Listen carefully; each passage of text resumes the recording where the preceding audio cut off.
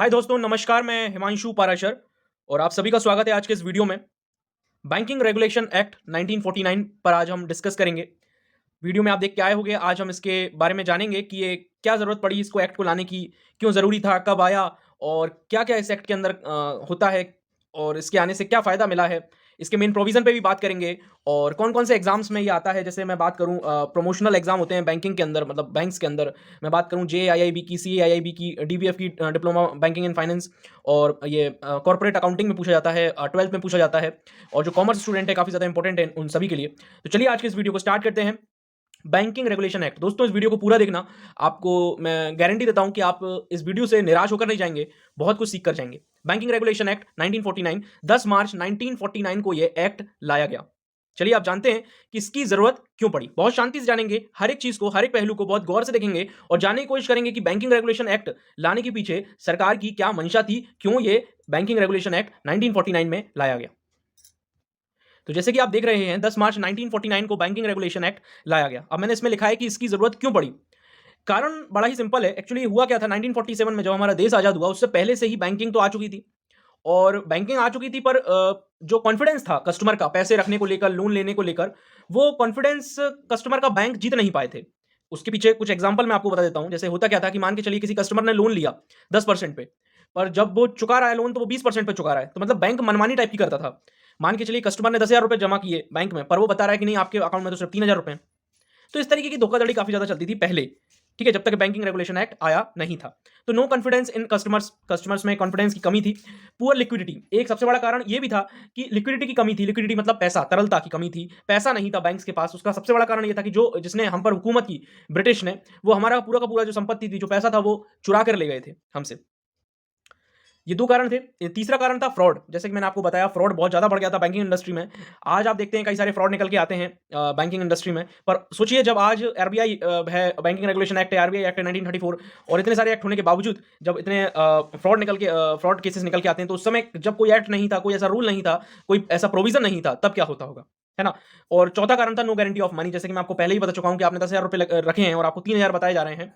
तो ये कुछ कारण थे जिसकी वजह से बैंकिंग रेगुलेशन एक्ट की जरूरत पड़ी। चलिए आगे बढ़ते हैं। देखिए दोस्तों, समय लगेगा, सीखने में समय लगता है। तो इस वीडियो को वही बच्चे देखें जो सीखना चाहते हैं, है ना? तो क्योंकि ये वीडियो इस वे में बनाया जा रहा है। वैसे मैं इसका शॉर्ट्स भी बनाऊंगा, तो बैंकिंग रेगुलेशन एक्ट का यदि आप शॉर्ट देखना चाह रहे हो तो शॉर्ट्स भी मैं आपको कमेंट कॉलम और डिस्क्रिप्शन में दे दूंगा। उसमें 1 मिनट में समझा दूंगा बैंकिंग रेगुलेशन एक्ट के बारे में। पर यदि दोस्तों आप अच्छे समझना चाहते हो ना, तो वीडियो को पूरा देखना। वीडियो जितना भी बड़ा जाए, आपको देखना आपकी जिम्मेदारी बनती है। अभी तक 4 मिनट हो चुके हैं, अभी तक मैंने शुरू नहीं किया है, पर हम शुरू करने जा रहे हैं बैंकिंग रेगुलेशन एक्ट एकदम बेसिक से। चलिए स्टार्ट करते हैं। तो चलिए पढ़ना स्टार्ट करते हैं। एक बात याद रखिएगा दोस्तों, चैनल को यदि आपने सब्सक्राइब नहीं किया, वीडियो को लाइक नहीं किया, जरूर से कर दीजिए, क्योंकि मैं कोई भी चीज को वक्त लेता हूं, पर समझाता पूरी अपनी मेहनत से हूं, अपनी पूरी दम लगा कर हूं। चलिए स्टार्ट करते हैं बैंकिंग रेगुलेशन एक्ट 1949 के बारे में। बैंकिंग कंपनीज, मतलब बैंकिंग कंपनीज से कुछ और मत समझो, बैंक की ही बात हो रही है, ठीक है। Are govern by the banking regulation act 1949। हर एक चीज समझाऊंगा, याद रखना दोस्तों। तो बैंक्स बैंक्स की बात हो रही है सिंपली। तो ये गवर्न होते हैं, गवर्न मतलब कंट्रोल होते हैं, चलते हैं किसके द्वारा? बैंकिंग रेगुलेशन एक्ट 1949 के द्वारा। आगे बढ़ते हैं। देखिए कुछ बुक्स में लिखा रहता है सेक्शन 5, ठीक है। बैंकिंग रेगुलेशन एक्ट की मीनिंग को, बैंकिंग की मीनिंग को डिफाइन किया जाता है सेक्शन 5 के अंडर, कुछ बुक्स में लिखा रहता है।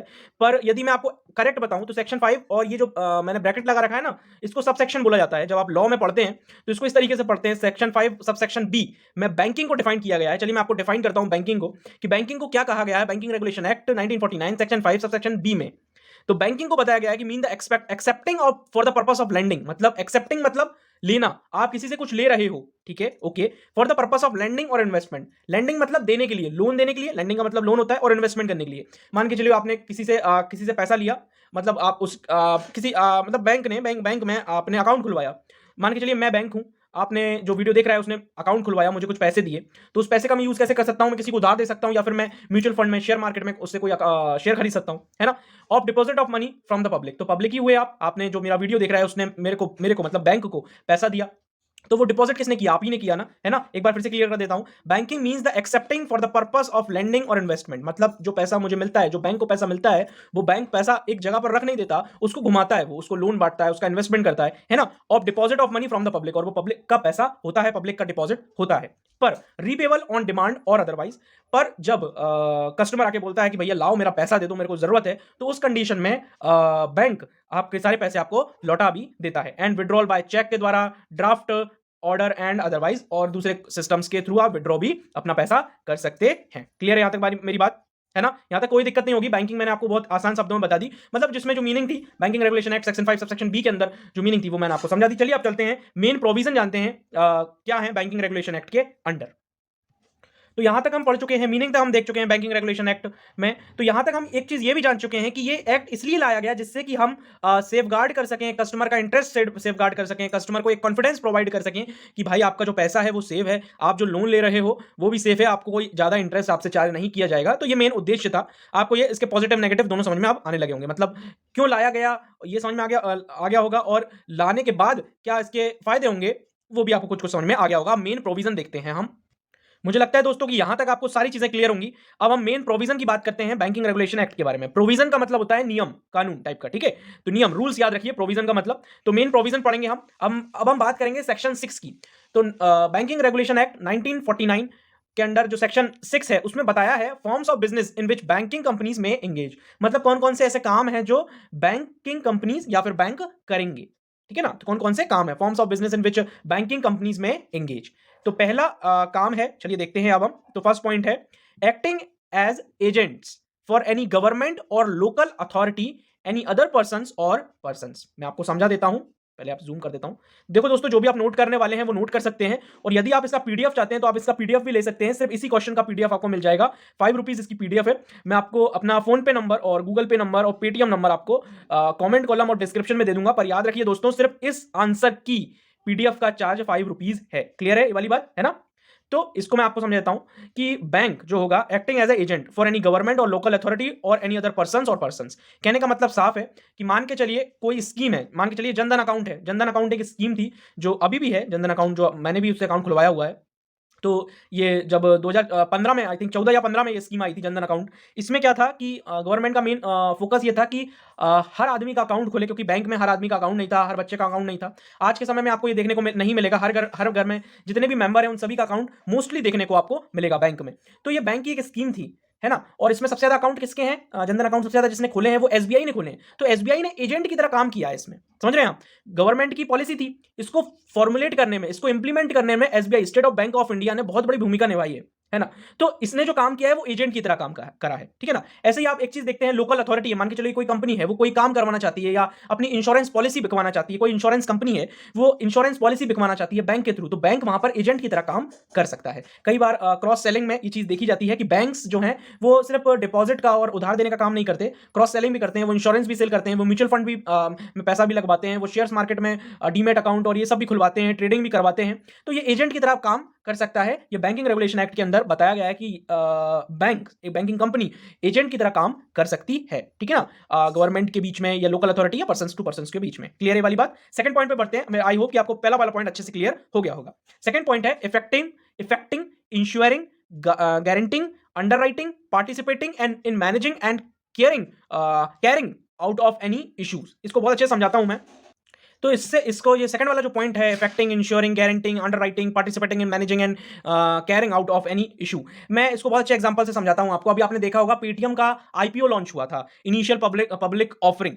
एलआईसी का आईपीओ लॉन्च हुआ था, है ना? तो उसमें क्या करते हैं, ये जो बैंकिंग कंपनीज हैं, तो ये मैनेज कर सकती हैं, है ना? जो इशू होगा ना, जो अपन पहली बार जो कंपनी लिस्ट होगी शेयर मार्केट में, उसका पूरा बैकएंड संभालेंगी, उसका पूरा मैनेजमेंट संभालेंगी, ये वाला काम भी कर सकती हैं, है ना? Effective ensuring guaranteeing underwriting participating in managing, मतलब उनको मैनेज करने वाले काम को ये अच्छे बखूबी निभा सकती है। जो भी नया इशू, कंपनी कोई भी नई इशू होने वाली है, उसको पूरा मैनेजमेंट प्रोवाइड कर सकती है। कौन? बैंकिंग कंपनीज या बैंक्स। क्लियर है वाली बात, है ना? बहुत आसान भाषा में मैंने आपको बता दिया ये वाला पॉइंट। चलिए अब हम थर्ड पॉइंट पे चलते हैं। तो दोस्तों अब हमारा थर्ड पॉइंट है, इसको देखते हैं हम। तो the acquisition, construction, maintenance and alteration of any buildings works necessary or convenient for the purpose of the company। क्या मतलब हुआ इसका, मैं समझाता हूं आपको। एक्विजिशन का मतलब होता है खरीद लेना, कंस्ट्रक्शन समझते हैं आप, मेंटेनेंस समझते हैं, अल्टरेशन का मतलब परिवर्तन, of any buildings works necessary और convenient for the purpose of the company. मान के चलिए इनकी खुद की कंपनी है, तो ये मान के चलिए किसी कंपनी को खरीद भी सकते हैं, है ना, कंस्ट्रक्शन भी करवा सकते हैं उस कंपनी का, है ना, जो भी इनके लिए फेवरेबल होगा या अपनी कंपनी का कंस्ट्रक्शन करवा सकते हैं, मेंटेनेंस कर सकते हैं, उसको एक जगह से दूसरी जगह अल्टरेशन परिवर्तन कर सकते हैं, है ना, of any building work necessary और convenient for the purpose of the company. मतलब इनको जैसा सही लगेगा, इनके उद्देश्य के अनुसार, ये इनके कन्वीनियंट के अनुसार, इनकी जरूरत के अनुसार, ये अपनी कंपनी को, अपने बैंक को एक जगह से दूसरी जगह एक्विजिशन या कंस्ट्रक्शन, ये सारे काम ये सब करवा सकता है। कौन? बैंक करवा सकता है, खुद के लिए कर सकता है, अपने फ्यूचर के लिए, अपनी नेसेसिटी के लिए, अपनी कन्वीनियंस के लिए। क्लियर है वाला पॉइंट, है ना? ये मेन प्रोविजन है। टोटल 10 पॉइंट्स में कवर कर रहा हूं, 10 प्रोविजन कवर कर रहा हूं टोटल में। तो ये तो आपको सभी ने पढ़ाया होगा कि द बोरोइंग, राइजिंग और टेकिंग अप ऑफ मनी, मतलब वही डिपॉजिट लेते हैं और उधार देते हैं। तो ये तो जग जाहिर काम है बैंक का, जो सभी जानते हैं।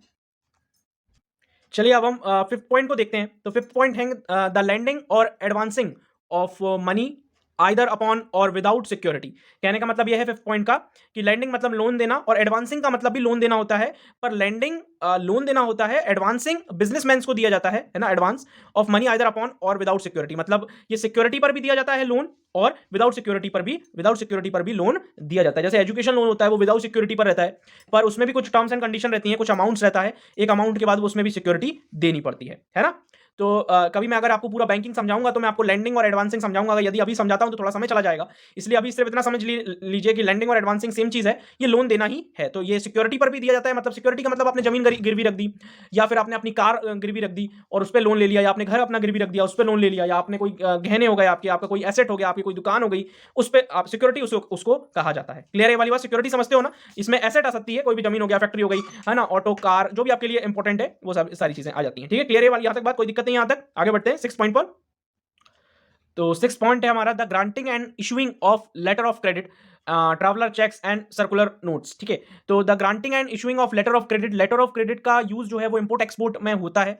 तो इंपोर्ट लेटर ऑफ क्रेडिट पूरा एक टॉपिक है अलग से, पर अभी इतना समझ लीजिए कि इसका जो यूज है वो इंपोर्ट एक्सपोर्ट में किया जाता है। जब पेमेंट हमको थोड़ा, हमें समय चाहिए हो, तब हम लेटर ऑफ क्रेडिट इशू करते हैं। तो ये पूरा का पूरा एक टॉपिक है ना। तो ग्रांटिंग, ये भी काम बैंक करता है, इशू करना, ग्रांटिंग करना, इशू करना, मतलब एक तरीके से देना लेटर ऑफ क्रेडिट। तो ये बाहर का बैंक, जो विदेश का बैंक होता है, और जो हमारा इंडिया में जो बैंक होता है, ये इन दोनों के बीच में लेटर ऑफ क्रेडिट का आदान प्रदान होता है। तो इसका पूरा एक टॉपिक है, कभी समय मिलेगा बैंकिंग में आपको पढ़ाऊंगा तो जरूर बताऊंगा आपको मैं। अभी सिर्फ इतना समझ लीजिए कि ये भी लेटर ऑफ क्रेडिट भी देने का काम बैंक का ही होता है। बात करें हम ट्रैवलर चेक की, तो ट्रैवलर चेक एक बैंक तो कम इसको इशू नहीं करता है, इसको बेसिकली बैंक भी इशू करते हैं, पर मोस्टली ये ट्रैवलिंग कंपनीज जो होती हैं वो इशू करती हैं, जिससे कि जो कोई भी ट्रैवलर है उसको ज़्यादा कोई दिक्कत ना हो, है ना। तो ये ट्रैवलर चेक होता है, जिससे वो जो अपनी लोकल करेंसी से भी दूसरी कंट्री में सर्वाइव कर सके। तो ये ट्रैवलर चेक होता है। सर्कुलर नोट्स भी जैसे कि लेटर ऑफ क्रेडिट होता है, वैसे उसी टाइप का काम। अब बात करते हैं हम 7 पॉइंट की, buying selling and dealing in Boolean and स्पीसी। तो बुलियन और स्पीसी का मतलब क्या होता है? बुलियन गोल्ड और सिल्वर को कहा जाता है ना। तो उसमें भी ये बाइंग सेलिंग डीलिंग करते हैं। स्पीसी एक कॉइन होता है, जो काफ़ी ज़्यादा आभूषण टाइप के जो कॉइन्स होते हैं ना, उसमें भी ये डीलिंग करते हैं, है ना। कॉइन होता है बेसिकली, स्पीसी कॉइन को कहा जाता है। कुछ ऐसे कॉइन्स भी होते हैं काफ़ी ज़्यादा जो इंपॉर्टेंट होते हैं ना, उस तरीके से। तो ये बाइंग सेलिंग डीलिंग ये बुलियन में भी करते हैं। बुलियन हो गया, सिल्वर और गोल्ड आ जाता है, सिल्वर गोल्ड इसके अंदर, और स्पीसी में कॉइन आ जाता है। तो उसमें भी ये बाइंग सेलिंग और डीलिंग करता है कौन? बैंक। 8 पॉइंट की बात करते हैं, the buying and selling of foreign exchange including foreign bank notes. तो ये बाइंग एंड सेलिंग करते हैं foreign exchange including foreign banks notes की, है ना। तो आपने देखा होगा कई बार बैंक्स दूसरे डॉलर भी हमको प्रोवाइड कर देते हैं, इंडियन करेंसी हम उनको देते हैं, तो है ना। तो 8th पॉइंट मैंने आपको कवर कर दिया था, जिसमें आप बाइंग सेलिंग कर सकते हैं फॉरेन एक्सचेंज बैंक्स की, मतलब आपको दूसरे डॉलर्स भी मिल जाएंगे, दूसरी करेंसीज भी मिल जाती हैं बैंक्स में। 9th पॉइंट है the collecting and transmitting of money and securities, मतलब एक जगह से दूसरी जगह मनी को, सिक्योरिटीज को ट्रांसफर भी करते हैं बैंक्स, है ना। The collecting and transmitting of money and securities. Then 10th हमारा लास्ट पॉइंट है, यदि आपने वीडियो को लाइक नहीं किया, चैनल को सब्सक्राइब नहीं किया, वीडियो को शेयर जरूर करिएगा। ये सारी चीजें करिएगा क्योंकि मेहनत बहुत लगती है एक वीडियो क्रिएट करने में। Doing all other things as are incidental or conductive to the promotion और advancement of the business of the company, मतलब बिजनेस को बढ़ाने के लिए जो जो बैंक्स कर सकता है वो सारी चीज़ें वो करता है खुद के प्रमोशन के लिए, खुद को और ज़्यादा इंक्रीज़ करने के लिए, खुद के बिज़नेस की ग्रोथ के लिए। तो thank you so much, video यहीं तक था। ये था बैंकिंग रेगुलेशन एक्ट 1949 पूरा का पूरा मैंने। तो वैसे तो बैंकिंग रेगुलेशन एक्ट के अंदर काफ़ी सारे प्रोविज़न हैं, काफ़ी सारे उनके काम है बैंक्स के, जो बैंक करता है, उन सभी को करना मुश्किल, पूरा हर काम को बता पाना मुश्किल है। पर मैं टॉप 10 आपको पॉइंट्स बताए हैं बैंकिंग रेगुलेशन एक्ट के बारे में। आपको मैंने जितना मेरे को समझा था, मैंने उतना मैंने आपको बता दिया है। जितने आपका एग्ज़ाम पॉइंट ऑफ व्यू से भी काफ़ी हद तक मैंने आपको चीज़ें क्लियर कर दी हैं। तो मिलते हैं हम नेक्स्ट वीडियो में, तब तक चैनल को सब्सक्राइब कर लीजिए, वीडियो को लाइक कर दीजिए और शेयर ज़रूर कर दीजिएगा। इसी के साथ साथ मैं आपको एक चैनल प्रोवाइड कर रहा हूँ, जो कि एक कुकिंग चैनल है पूरी तरीके से। तो जो भी ये वीडियो कोई लड़की देख रही है, लड़का देख रहा है, उसको वो थोड़ा बहुत खाना बनाना आना चाहिए। तो उन दोनों के लिए ही मैं आपको कमेंट कॉलम और डिस्क्रिप्शन में एक चैनल दे रहा हूँ, कुकिंग चैनल है, उसको